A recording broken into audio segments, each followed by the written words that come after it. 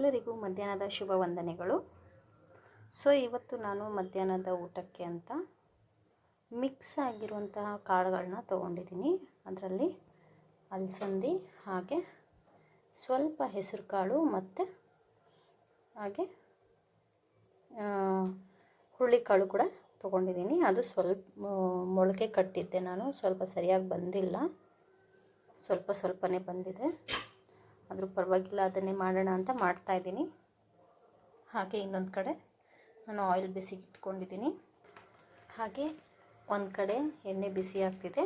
So ಇದಕ್ಕೆ ನಾನು ಏನೇನು ಹಾಕ್ತಾಯಿದ್ದೀನಿ ಅಂತ ನಿಮಗೆ ಹೇಳ್ತೀನಿ ಬನ್ನಿ. ಮೆಣಸಿನ್ಕಾಯಿ ನಾನು ಈ ಥರ ರಫ್ಲಿ ಚಾಪ್ ಮಾಡ್ಕೊಂಡಿದ್ದೀನಿ. ಕರಿಬೇವು ಸ್ವಲ್ಪ, ಸಾಸಿವೆ, ಜೀರಿಗೆ, ಕೊತ್ತಂಬರಿ, ಸಬ್ಬಸಿಗೆ ಸೊಪ್ಪು ಮತ್ತು ಈರುಳ್ಳಿ ಒಂದು ಬೌಲಷ್ಟು ತೊಗೊಂಡಿದ್ದೀನಿ. ಇದು ನೆನೆಸಿ ಮೊಳಕೆ ಕಟ್ಟಿ ಹಾಗೆ ಬೇಯಿಸ್ಕೊಂಡಿರುವಂಥ ಕಾಳುಗಳು.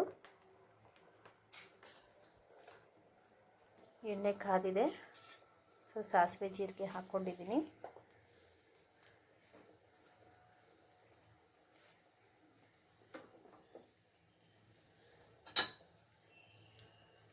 ಕರಿಬೇವು ಹಾಕ್ಕೊತಾ ಇದ್ದೀನಿ. ಮೆಣಸಿನ್ಕಾಯಿ ಹಾಕ್ಕೊಂಡಿದ್ದೀನಿ. ಇವಾಗ ಮೆಣಸಿನ್ಕಾಯಿನ ನೀಟಾಗಿ ಅದು ಫ್ರೈ ಆಗೋವರೆಗೂ ಬಿಡಬೇಕು.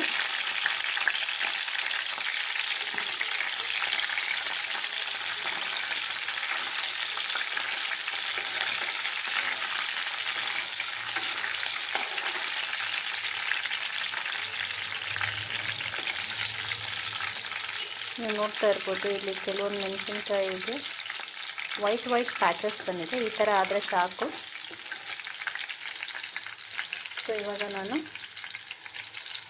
ಈರುಳ್ಳಿ ಹಾಕೋತಾ ಇದ್ದೀನಿ.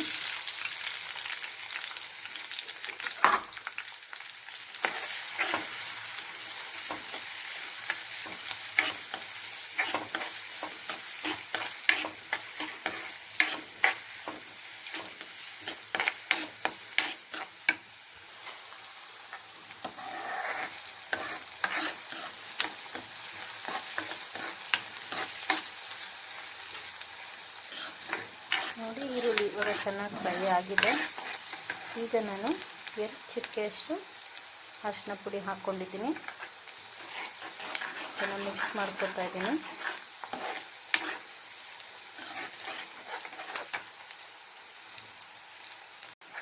ಇದನ್ನು ನಾನು ಮಿಕ್ಸ್ ಮಾಡ್ಕೊಂಡಿದ್ದೀನಿ ಚೆನ್ನಾಗಿ.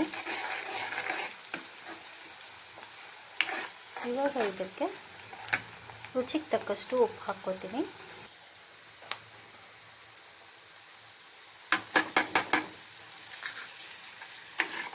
ಮಿಕ್ಸ್ ಮಾಡ್ಕೋಬೇಕು.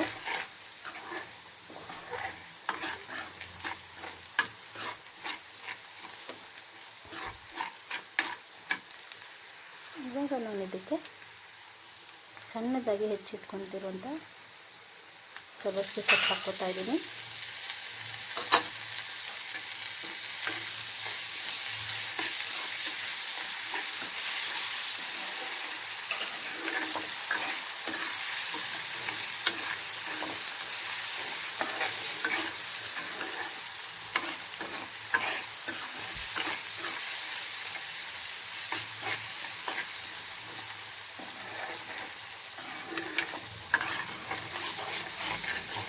ಇದಾಗಿದೆ. ಈ ಸ್ಟೇಜಲ್ಲಿ ನಾವು ಬೇಯಿಸಿಟ್ಟಿರೋಂಥ ಕಾಳುಗಳನ್ನ ಹಾಕ್ಕೊಂಡೋಣ.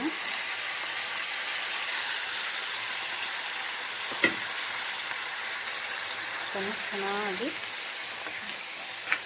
ಎಲ್ಲ ಒಂದು ಪದಾರ್ಥನೂ ಒಂದಕ್ಕೊಂದು ಚೆನ್ನಾಗಿ ಮಿಕ್ಸಾಗಿ ಹೊಂದ್ಕೊಳ್ಳೋ ಥರ ಮಿಕ್ಸ್ ಮಾಡ್ಕೋಬೇಕು.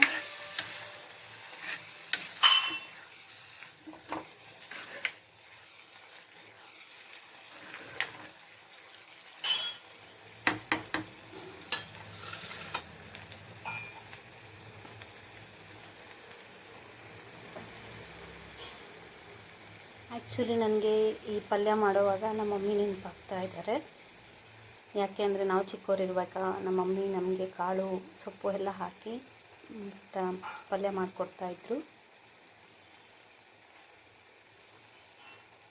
ನಿಮಗೆ ಯಾವ ಅಡುಗೆ ಮಾಡುವಾಗ ನಿಮ್ಮ ಅಮ್ಮ ನೆನಪಾಗ್ತಾರೆ ಅನ್ನೋದನ್ನು ಕಮೆಂಟಲ್ಲಿ ನನ್ನ ಜೊತೆ ತಿಳಿಸಿ. ಈ ನೀರೇನಿದೆಯಲ್ಲ, ಸ್ವಲ್ಪ ನೀರು ಕಾಣಿಸ್ತಾ ಇದೆಯಲ್ಲ, ಇದೆಲ್ಲ ನೀಟಾಗಿ ಹೋಗೋವರೆಗೂ ನೀವು ಬೇಯಿಸ್ಕೋಬೇಕು.